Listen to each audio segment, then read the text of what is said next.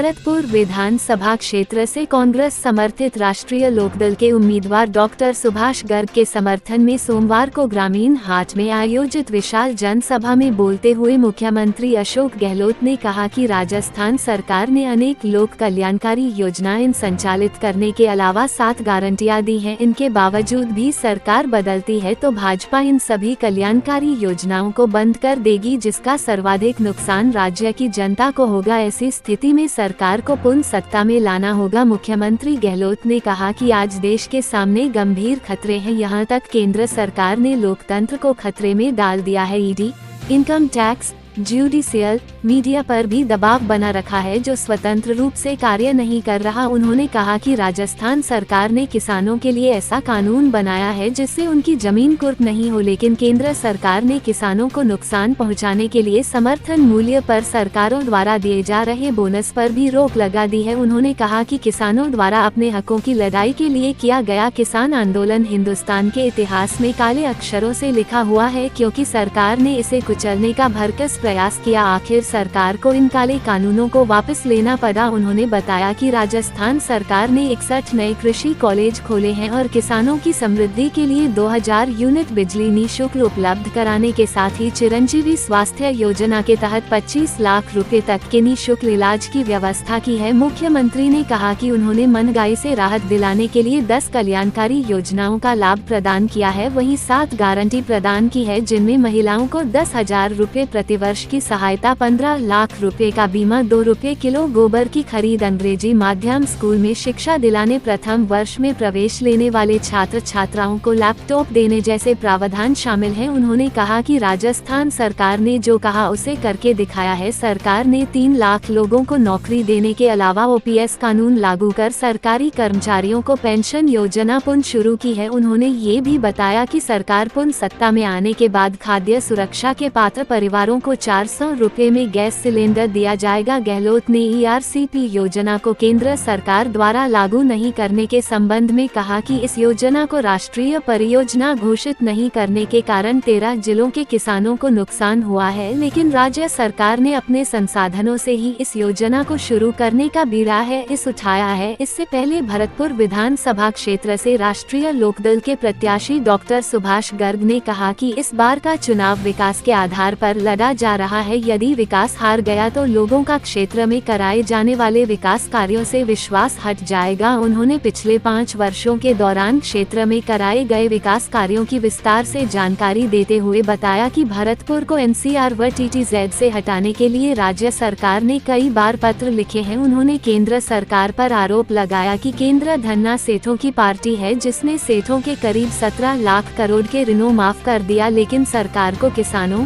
व्यापारियों व युवाओं की कोई चिंता नहीं है। उन्होंने विश्वास दिलाया कि पुनः सत्ता में आने के बाद क्षेत्र में विकास के कार्यों को अधिक गति दी जाएगी और भरतपुर को स्मार्ट सिटी में शामिल कराया जाएगा। जनसभा में राष्ट्रीय लोकदल के अध्यक्ष जयंत चौधरी ने मुख्यमंत्री अशोक गहलोत द्वारा राजस्थान में चलाई जा रही कल्याणकारी योजनाओं की प्रशंसा करते हुए कहा कि इन योजनाओं से ही कांग्रेस राजस्थान में पुनः सत्ता में आएगी। उन्होंने कहा कि जो सरकारें लोकतांत्रिक परंपराओं की अवहेलना करती है वो पुनः सत्ता में नहीं आती। यही सब कुछ केंद्र सरकार द्वारा किया जा रहा है। उन्होंने राजस्थान सरकार द्वारा किसानों के हित में पारित किए गए कानून की प्रशंसा भी की। उन्होंने भरतपुर विधानसभा क्षेत्र में डॉक्टर सुभाष गर्ग द्वारा कराए गए विकास कार्यों के संबंध में कहा कि क्षेत्र में जितने कार्य पिछले 5 वर्षों में हुए हैं उतने भाजपा के 15 वर्षों के शासन में नहीं हो पाए। उन्होंने सभी से आग्रह किया कि वे भरतपुर के विकास के लिए राष्ट्रीय लोकदल के प्रत्याशी डॉक्टर सुभाष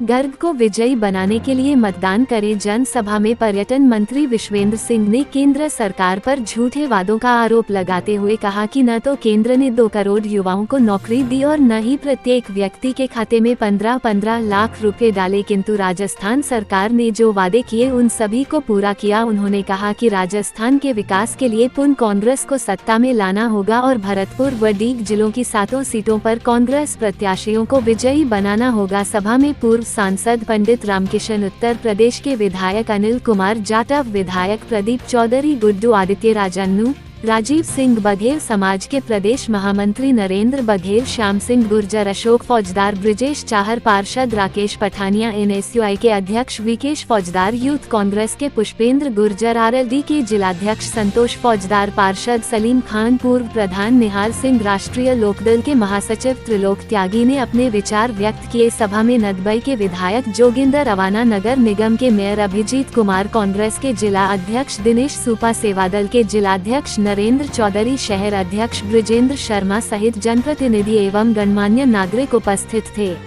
विजयी बनाने के लिए मतदान करें। जनसभा में पर्यटन मंत्री विश्वेंद्र सिंह ने केंद्र सरकार पर झूठे वादों का आरोप लगाते हुए कहा कि न तो केंद्र ने 2 करोड़ युवाओं को नौकरी दी और न ही प्रत्येक व्यक्ति के खाते में 15-15 लाख रुपए डाले, किंतु राजस्थान सरकार ने जो वादे किए उन सभी को पूरा किया। उन्होंने कहा कि राजस्थान के विकास के लिए पुनः कांग्रेस को सत्ता में लाना होगा और भरतपुर व डीग जिलों की 7 सीटों पर कांग्रेस प्रत्याशियों को विजयी बनाना होगा। सभा में पूर्व सांसद पंडित रामकिशन, उत्तर प्रदेश के विधायक अनिल कुमार जाटव, विधायक प्रदीप चौधरी, गुड्डू आदित्य राजन्नू, राजीव सिंह बघेल, समाज के प्रदेश महामंत्री नरेंद्र बघेल, श्याम सिंह गुर्जर, अशोक फौजदार, ब्रिजेश चाहर, पार्षद राकेश पठानिया, NSUI के अध्यक्ष विकेश फौजदार, यूथ कांग्रेस के पुष्पेंद्र गुर्जर, RLD के जिलाध्यक्ष संतोष फौजदार, पार्षद सलीम खान, पूर्व प्रधान निहाल सिंह, राष्ट्रीय लोकदल के महासचिव त्रिलोक त्यागी ने अपने विचार व्यक्त किए। सभा में नदबई के विधायक जोगिंदर अवाना, नगर निगम के मेयर अभिजीत कुमार, कांग्रेस के जिला अध्यक्ष दिनेश सूपा, सेवादल के जिलाध्यक्ष नरेंद्र चौधरी, शहर अध्यक्ष ब्रिजेंद्र शर्मा सहित जनप्रतिनिधि एवं गणमान्य नागरिक उपस्थित थे।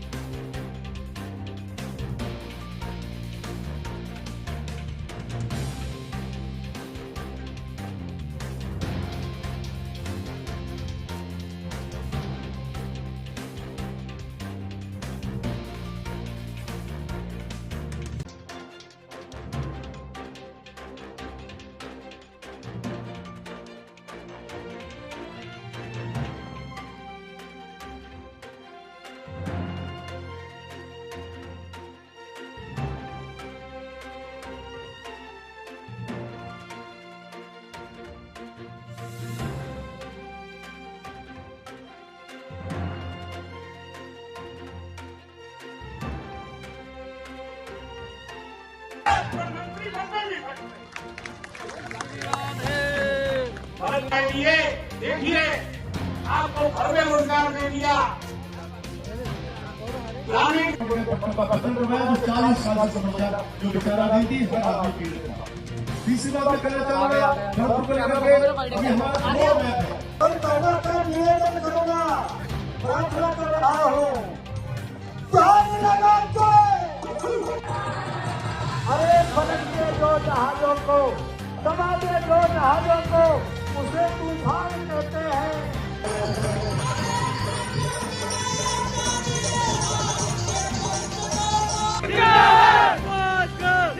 अभी किसी ने सोचा था, अभी किसी ने सोचा 1 और 11 कांग्रेस के प्रत्याशी हैं। नात रिश्तेदारियां हैं और भैया नात रिश्तेदारी को हम पिछले चुनाव में भी थे और आते रहे लगातार उनका